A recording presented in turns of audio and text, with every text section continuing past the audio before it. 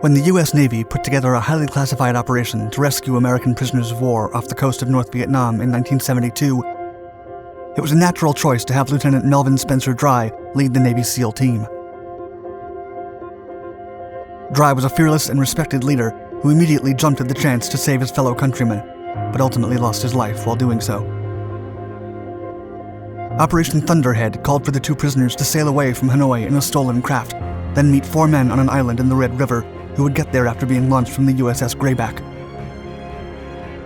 However, the mission failed miserably, and for over 3 decades, the real causes were kept a secret.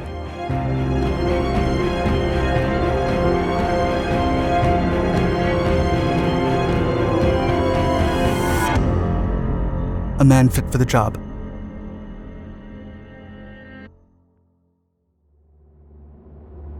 In early 1972, as the American forces in Vietnam dwindled, the Pentagon put together a plan to rescue 2 prisoners of war that escaped from the so-called Hanoi Hilton prison, operated by the North Vietnamese, and Lieutenant Melvin Spencer Dry was selected to lead the effort. Dry was the product of a Navy family, as his father, Melvin Sr., had been a submarine skipper during World War II. The 26-year-old Navy SEAL was a quiet but tough leader. According to fellow shipmates, he loved to relax over a beer, loved the Moody Blues, and hated the Viet Cong. He would also always come home to his siblings after completing Navy SEAL training and recall his experiences. When Dry was recruited to lead Operation Thunderhead, he was just beginning his 4th Vietnam tour. The mission involved a bold and audacious plan. The prisoners, led by Air Force Colonel John Dramese, would escape from the Hanoi Hilton on a stolen boat and float down the Red River, a 715-mile-long body of water that runs through North Vietnam. 4 Navy SEALs would then be launched from USS Grayback, a Tambor-class submarine, and ride SDVs, or SEAL delivery vehicles, to meet them on a small island near the Red River. These small submarines filled with water had never been used in combat. The SEALs were not notified that they were rescuing American prisoners. Instead, they were told that they would rendezvous with some of South Vietnam's elite. They were also given strict orders to wait for these men no more than 48 hours, and once they were all together, the SEALs would lead them to safety. Reconnaissance.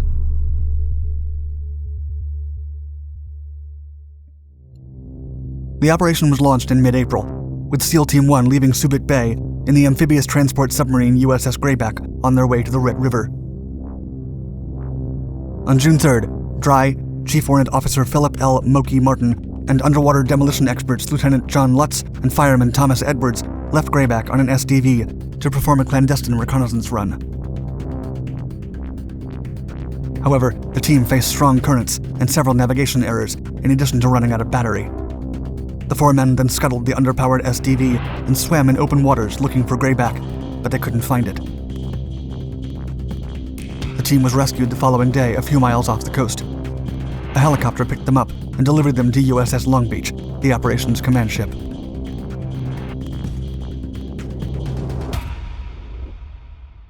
Thunderhead.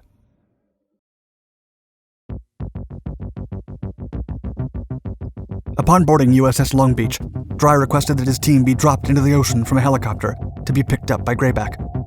He was determined to try again, and to warn his fellow SEALs about the problems he had encountered with the new vehicle.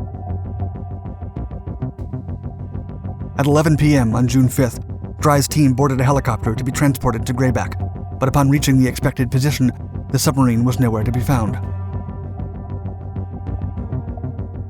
During one approach attempt, the helicopter flew so low that its tail dipped into the water. Upon a second try, the crew mistook a light ashore for the submarine's beacon and briefly flew over dangerous North Vietnamese territory. By the time they spotted what they had thought was the ship, the helicopter was running low on fuel. The lieutenant had already told the pilot that to jump safely, they had to be no more than 20 feet above the water and moving at no more than 20 knots. Finally, the order came, and Dry volunteered to be the first one out. Before disappearing into the darkness, his last words were, quote, "We've got to get back to Grayback." The other 3 men soon followed, and Martin would later recall that as he fell into the darkness, he began to count, quote, 1,000, 2,000, 3,000. As the team fell down, they realized that they had jumped from too high and too fast. And upon regaining consciousness, Martin, Edwards, and Lutz found Dry floating in the water without his inflated life vest. The impact had taken his life. The three men were devastated and floated around for hours until they heard familiar voices. A second SEAL delivery vehicle team had been deployed from USS Grayback. However, they encountered similar problems as the initial group, and their floating device sank. They eventually managed to meet up with the survivors of the first team, and all of them were rescued the next morning. Operation Thunderhead was soon cancelled.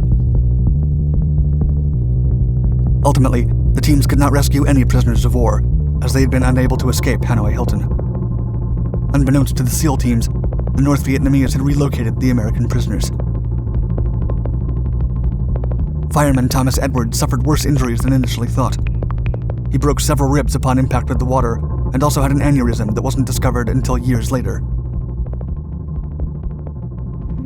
In a later interview, CWO Martin recalled that, quote, "They wanted us out, and we felt the altitude was too high and the speed too fast.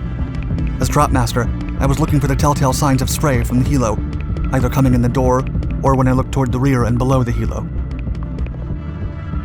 But the drop was conducted downwind, which added yet another 15 to 20 knots of forward velocity."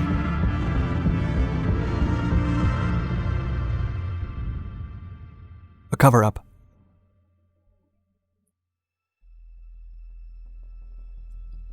Lieutenant Melvin Dry was the last Navy SEAL lost in the Vietnam War.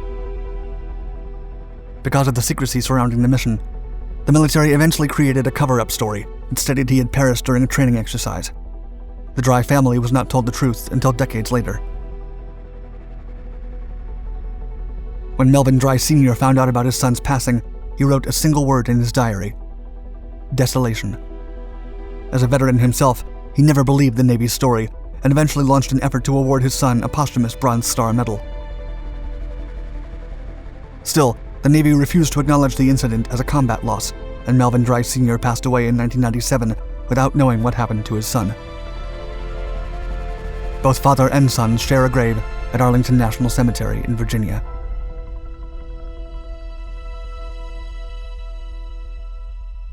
Making amends.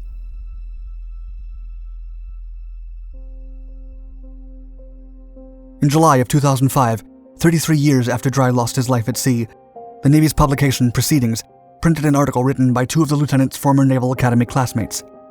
In it, the full circumstances of his passing were revealed. Immediately after reading the article, a Navy officer who was part of Operation Thunderhead submitted an official application for Dry to receive the Bronze Star. The Navy finally made amends and presented Lieutenant Melvin Spencer Dry with a Bronze Star during a solemn ceremony in 2009.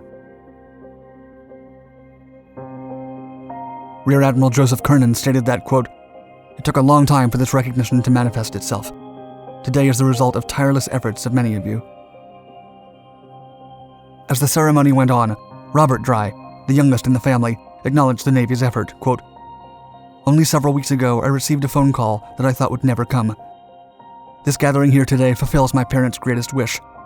The Dry family is honored, deeply grateful, and frankly overwhelmed." Also in attendance was Colonel John A. Dramisi, one of the prisoners of war that Dry and the team were trying to rescue.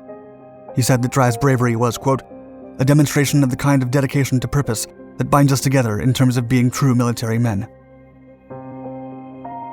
CWO Philip Martin received the Navy and Marine Corps Commendation Medal at a special ceremony 1 month later. Although Operation Thunderhead was a massive failure, Lieutenant Dry's determination to warn his team about the dangers of the SEAL delivery vehicle was not in vain. Since its introduction, the Navy has upgraded the device, and it's still used today. 3 decades after his brave effort, Dry's name is now finally immortalized in a wall at Memorial Hall, and his Bronze Star Medal citation reads, quote, "By his heroic leadership, courageous actions, and loyal devotion to duty, Lieutenant Dry reflected great credit upon himself and upheld the highest traditions of the United States Naval Service."